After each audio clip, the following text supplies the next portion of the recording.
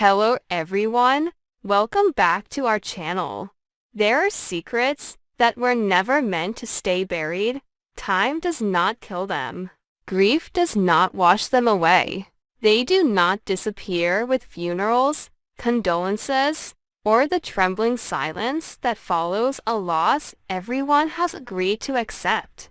They remain hidden in the dark, breathing beneath the surface, waiting for the exact moment to rise and tear apart everything that was built on lies, fear, and greed.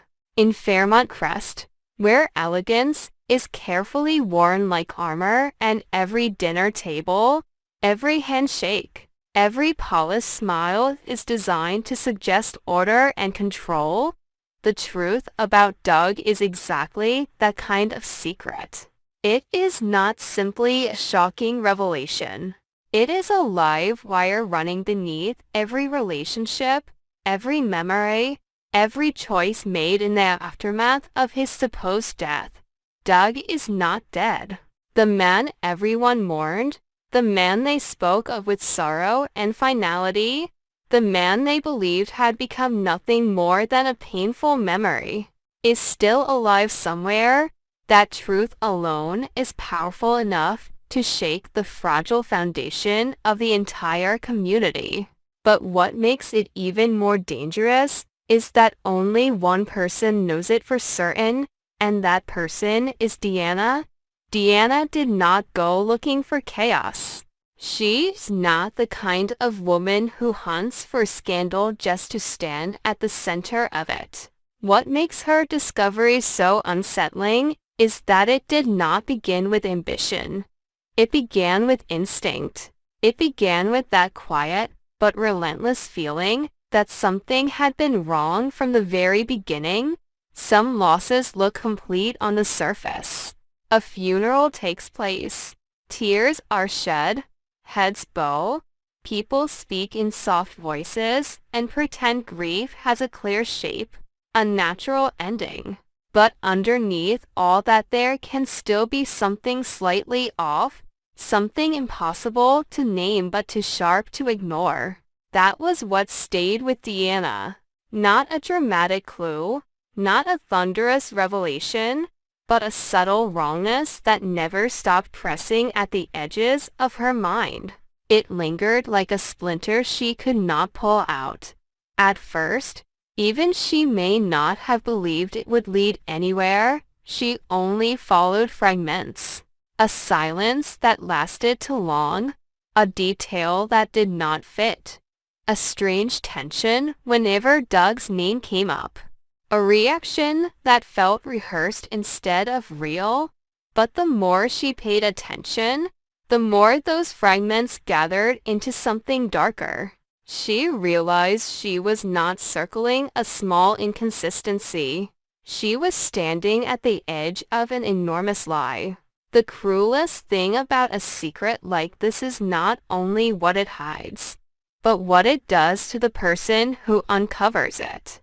The moment Deanna understood that Doug was still alive, her life changed in a way she could never reverse. She was no longer an observer. She was no longer someone with a vague suspicion or an uneasy feeling. She had become the keeper of a truth that could destroy people, expose motives, and unravel the carefully protected illusion of stability at Fairmont Crest. That realization did not open gently. It came like a crack in glass, thin at first, almost easy to dismiss, until she saw that the entire structure was under pressure and could shatter at any second. If Doug is alive, then his death was staged. And if his death was staged, then someone had to design that deception with terrifying precision.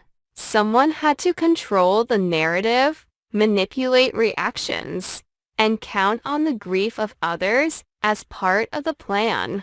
That kind of lie cannot exist without power. It cannot survive without influence, calculation, and a cold willingness to turn pain into strategy. That is when Joey begins to take shape in Deanna's mind, not as a distant possibility, but as a shadow threading through every unanswered question. At first, it is only a suspicion, a name that returns too often, a presence too difficult to separate from the atmosphere of manipulation surrounding the story. But the more she thinks, the more the pattern tightens. Joey does not need to confess anything to become dangerous in her eyes. There are people whose very timing, whose access, whose talent for control makes them suspicious before a single word is spoken.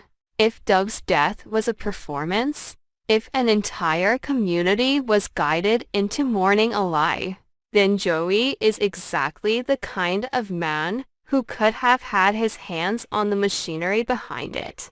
Not merely because he wants power, not only because he benefits from confusion, but because men like Joey begin to believe that truth is flexible, that people can be repositioned like pieces, and that suffering is nothing more than leverage when it serves a larger goal. That realization hardens something inside Deanna. Her fear does not disappear, but it changes shape. It becomes sharper, colder, more focused. This is no longer simply about whether she dares to speak. It becomes a deeper internal war between survival and justice. She understands what it means to hold a secret this dangerous. Lies this large do not survive by accident. They survive because the people behind them are powerful enough to protect them and ruthless enough to silence anyone who gets too close. Deanna knows that touching this truth may put her directly in the path of whatever force kept Doug hidden and the entire community deceived. She knows she could become the next target. And yet the knowledge itself makes silence impossible. The betrayal cuts too deeply. It is not only that Doug is alive, it is that an entire community was forced to grieve a false death. It is that every broken heart, every desperate choice, every emotional collapse that followed may have been born from a lie built by design. That is what makes the conspiracy feel monstrous. It did not just manipulate one life. It poisoned the emotional reality of everyone connected to it. As Deanna moves closer to the full truth, she feels herself moving farther away from the last safe version of her life. She begins with doubts, then gathers proof, and before long she is carrying something much heavier than either. She becomes the one person capable of igniting a disaster large enough to shake Fairmont Crest to its core. But that power does not feel triumphant. It feels exhausting. There is nothing glamorous about being the only one who sees the real shape of a lie that everyone else is still living inside. It strips away innocence. It makes every expression harder to trust. Faces begin to look different to her. Kind words sound hollow. Sympathy offered after Doug's death now echoes with humiliation, as if the entire community had unknowingly performed in a cruel play directed by unseen hands. Silences grow suspicious. Avoided eye contact begins to feel incriminating. The secret seems to live not only in hidden files or buried evidence, but in the way people carry themselves, in the hesitation before they speak, in the quiet panic behind carefully controlled expressions. It is no longer just a fact. It is an atmosphere. If Joey truly is involved, then the cruelty of the scheme is even greater than it first appears. Faking Doug's death was not simply about removing one man. It was about reshaping the world around his absence. When someone disappears in a way that seems permanent, they leave behind more than grief. They leave behind openings, vacuums of trust, vacuums of authority, vacuums of love, and those vacuums can be used. The more Deanna thinks about it, the more terrifying the logic becomes. Perhaps Doug was never just a victim in the traditional sense. Perhaps he was a central piece in something larger, and his disappearance was useful precisely because of the emotional and practical damage it created in everyone else. That is the kind of thought that turns suspicion into revulsion. Because once people become capable of using death, or the illusion of death, as a strategy, their moral boundaries are almost gone. What makes Deanna such a genuine threat to the people behind this is not wealth, status, or brute force. It is the fact that she holds the one thing they fear most, the truth, before it has been altered, spun, or buried again. Justice does not always begin in courtrooms. It does not always arrive through official power. Sometimes it begins in the private moment when a person decides that fear will no longer govern them, but that decision is never clean. It costs something. Deanna understands that if she exposes what she knows, her life will split in two. There will be who she was before this truth, and who she becomes after choosing to release it. People love to say that truth sets you free, but places like Fairmont Crest prove that truth first destroys. It rips masks off. It fractures alliances. It forces people to see each other not through courtesy, but through suspicion, heart, and resentment. Deanna knows that once the secret comes into the light, Joe will not be the only one affected. Relationships already strained will break. People who thought they were grieving honestly may realize they were being manipulated. Others may discover they gained something from Doug's death without ever asking why. Entire lives may suddenly look built on false premises. Perhaps the most frightening part of this for Deanna is not that Doug is alive, but what the knowledge is turning her into. People do not always transform loudly. Sometimes change happens in stillness. A soft person becomes harder. A frightened person becomes sharper.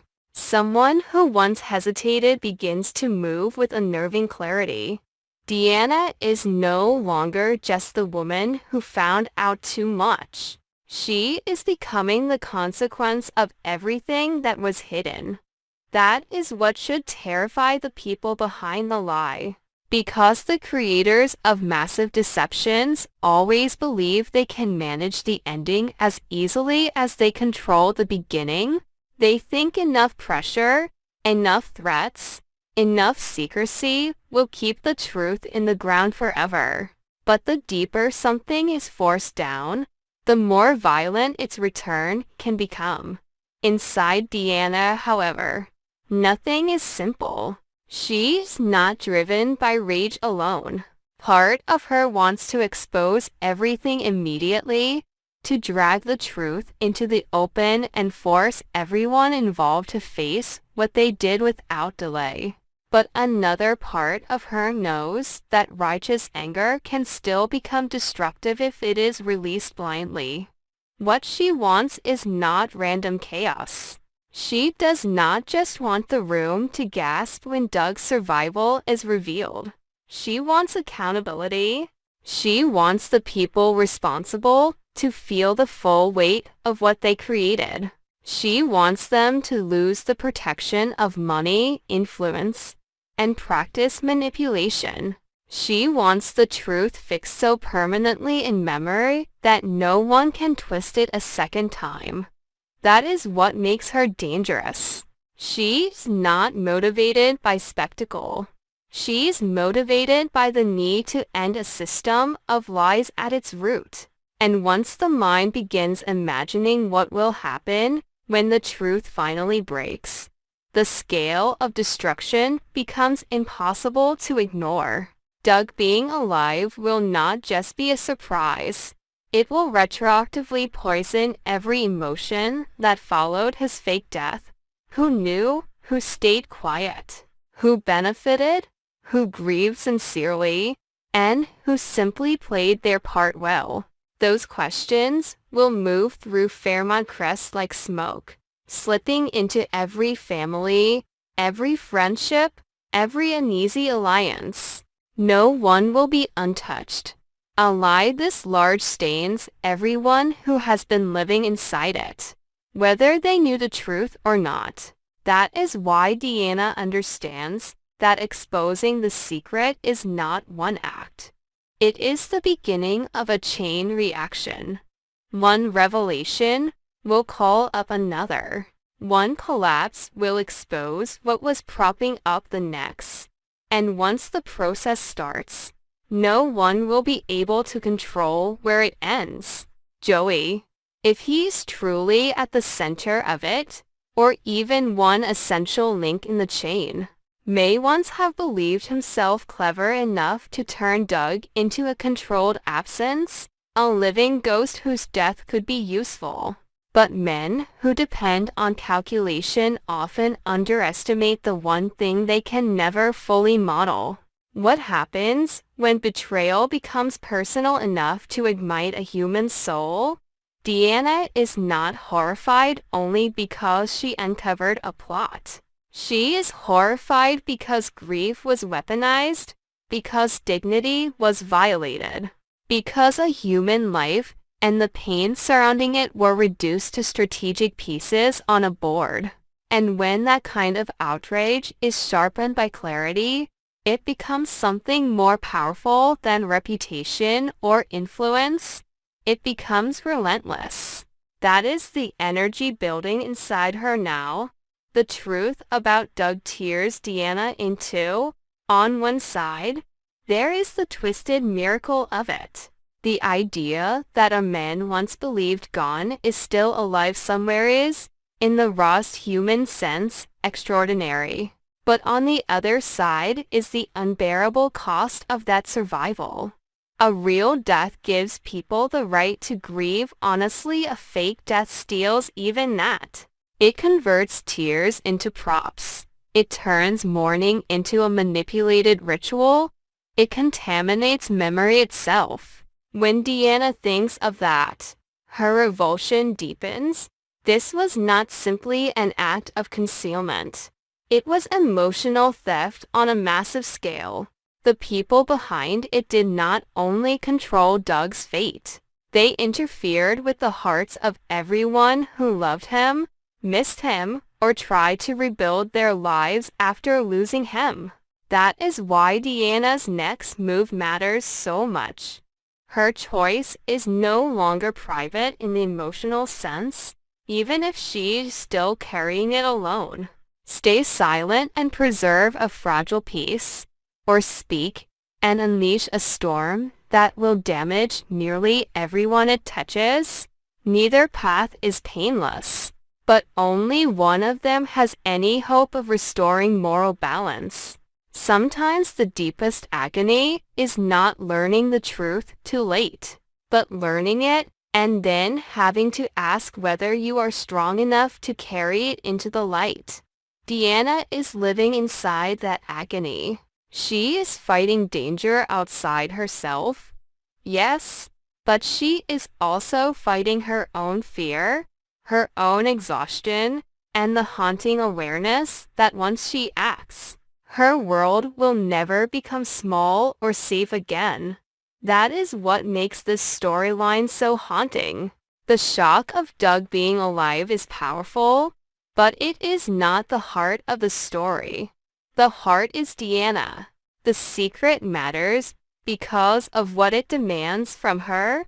She becomes the measure of the story's moral force. She is the one standing between a lie that continues to live and a truth that could destroy everything before it has a chance to cleanse anything.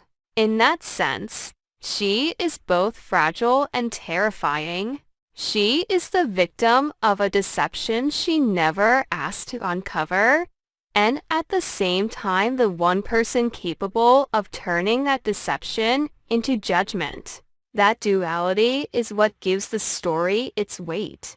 It is not just about scandal. It is about the human cost of knowing too much and the terrible courage required to act anyway. In the end, the only thing that feels certain is that nothing can return to what it was. Once Deanna has seen the truth, she cannot unsee it. Once Joey's name is tied to the darkness surrounding Doug, it cannot simply drift back into vagueness. And once a lie this large begins to crack, Fairmont Crest can only wait for the impact. That is what makes the whole situation so gripping to me. It does not rely on noise or chaos alone. It builds dread through the terrifying idea that the most dangerous moment is not always the act of violence itself, but the instant when a lie too big to survive finally meets the one person who refuses to let it keep breathing. Deanna is standing on that threshold now. She is wounded by the truth, but strengthened by it. She is frightened, but no longer blind. And when a woman with nothing left to trust except justice decides she has had enough, the people who built their safety on deception should be more afraid than they have ever been before. Thank you for watching the entire video. Please like and subscribe to the channel for the latest updates on the series.